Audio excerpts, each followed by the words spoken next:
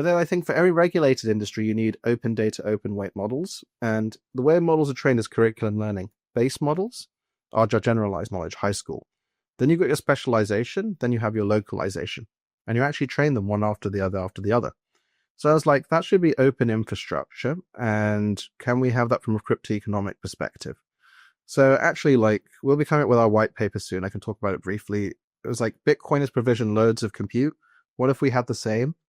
Creating a store of value that's a blue chip asset, but using that compute to build these models, and then putting compute in every nation to secure that. Then you have a currency that's linked to intelligence, that's helping everyone go through their cancer journey. This is like a proof of compute, essentially. Proof of beneficial compute, yeah. Okay, right. Like, you've got core teams working and using the outputs, and a lot of the Bitcoin miners have actually become AI miners now, but they've got nothing to run. That's right. But we need to build this, because I don't want a marketplace initiative for my kids' education. I want to have a very high trust asset that's built fully as the model that teaches my kid. I don't want it to tell my kid that Gillette is the best a man can get, you know? It might be. So I think that we can build open infrastructure that way, and we can adopt some of these mechanics. So we're finalizing this, but we're good at building models ultimately in data sets, and someone's got to do it. And if we do it in the open, then you can achieve real change, because the needs of people are very defined. Like your healthcare AI right now, as Raoul on the edge, you're using perhaps that much. In 10 years, you'll have a whole team of AIs working for you, right? Same for education, same for every country, every state. And I'm like, that's physical infrastructure that's like Bitcoin mining. It's actual physical chips. And they'll be running this, so why don't we use that to secure a currency? And that currency is helping people. And then it interacts with your personal AI and your super genius AI. And we can bring together teams in every nation and every sector to think about what's the full stack for cancer? What's the full stack for Alzheimer's? And have that as a public good. At the very least, I think you'll help people. At the very best, you could build a new model. And actually, at the very, very best, we're trying to put together teams to think about what is post-labor economics in an AI age. Because money, probably you won't need, but in the interim period, people want a liquid investment in AI, and a Bitcoin, but with AI is a good one. Maybe on a national basis, we go back to classical crypto. So one of the things we're exploring right now is national currencies. Like, you remember when we started in crypto over a decade ago? You could mine on your laptop. You could mine on your chip. Yeah. Then it became a big question, which was, do we allow ASICs, these specialized chips? That's right. And then it became about proof of stake as well, whereby it moved from labor owning the means of production to capital owning the means of production. It's very true. Very true, yeah. Prominent investor Raoul Pal points to a familiar correlation with the global money supply and hints at a potential astronomical rise that will hit Bitcoin soon. Are we on the brink of witnessing another financial phenomenon, reminiscent of the bullish waves of the past? Raoul Pal thinks so, even when Bitcoin failed to surge after Trump official White House crypto summit. Is there a pattern we are not seeing, maybe signs we never noticed? Only one way to find out. Welcome back to Investocracy Crypto. Well, I kind of think you got 5 years to make as much money as possible, because things will be weird. Doesn't mean there's no opportunity, whatever, but it just becomes not really understandable by the constructs of economic theory, competition theory, all of that kind of stuff. I think so. I think 5-10 years is what I've pegged as well. Again, let's leave aside the ASI, super genius, super chef stuff. Like, that's a bit hard to see. So that's why I was like, set defaults, build it out, and create the highest trust digital asset ever that's institutional, then capital will flow. And I think this is all incredibly bullish for digital assets as well, because as you face economic slowdown, you face all of these, the US in the lead, deregulating, or properly regulating, shall we say, because the problem was the politically driven aggressiveness against crypto. Capital will flow into digital assets and high quality digital assets. So as people bring those on, like, people will be like, this is provable scarcity, this is rapid capital formation, allow more crowdfunding, allow this stuff to go to stimulate the economy by increasing monetary velocity. And you will have your AI robo-advisors to help you do that. So I think you'll have this whole stream of crypto robo-advisors and other things. So the money will go from one area to another, particularly, like I said, as we get this inflationary high base moving to deflation probably in the next 2 years. Yeah. And then they try to shock it, but they can't. And also this is happening at the point whereby all the debt is maxed out in the Western economy. Yeah, we're just recycling debts, re-rolling it. That's all we're doing now, and debasing the currency while doing it. Good old payment in kind, right? Well, I mean, like, this is the thing. Like, if you're going to have a COVID-style fiscal reaction, you're not going to have it probably for 4 years, even if the economies break down after 5 years. Instead, you're going to be stuck in this stagflationary collapse, where there's more and more people, like all these federal workers being fired. What are they going to do? The moment the truck drivers are replaced by little robots sitting in the chairs, what are they going to do? You know, like, again, this is the hysteresis element. It's the one-way doors. It's the unchanging element of this. That's really scary. And again, I think we need coordination. We need to have alternatives. And we need to articulate the future on the other side as well, because it comes down to, like, what do I want? I want in the US to consume right now, but I think you'll see a rebirth of religion. You'll see a rebirth of people looking for meaning. You'll see a rebirth of extreme and non-extreme things, but extreme, to be honest, resonates better.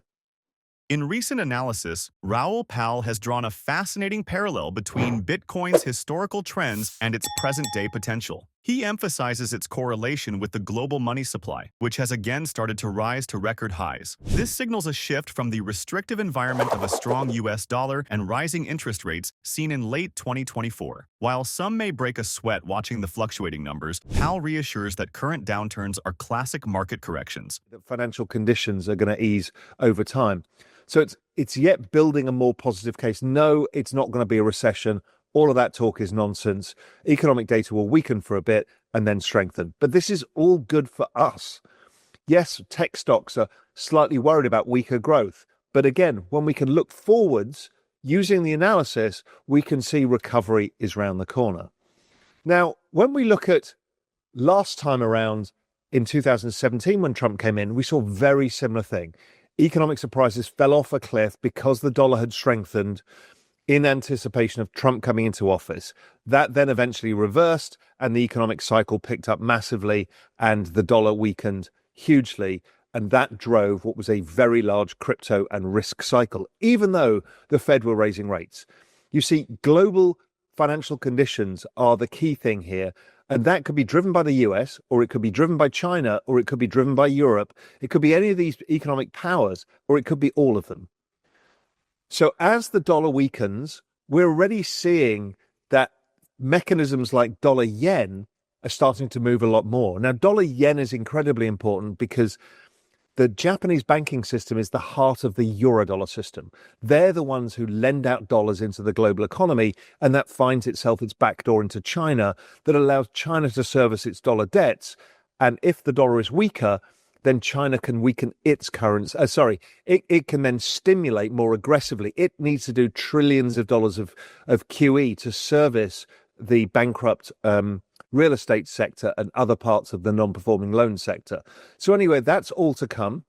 If we look at the dollar now versus then, very similar. Trump back then said the dollar is too strong. They've already talked about it, him and Scott Bessent. They've already talked about the long end of rates. What they want is the dollar to, first they will use the dollar as a bargaining tool with the Chinese, the Europeans, the Canadians, the Mexicans to get the tariffs in place. In exchange, they will give a weaker dollar. That helps everybody out.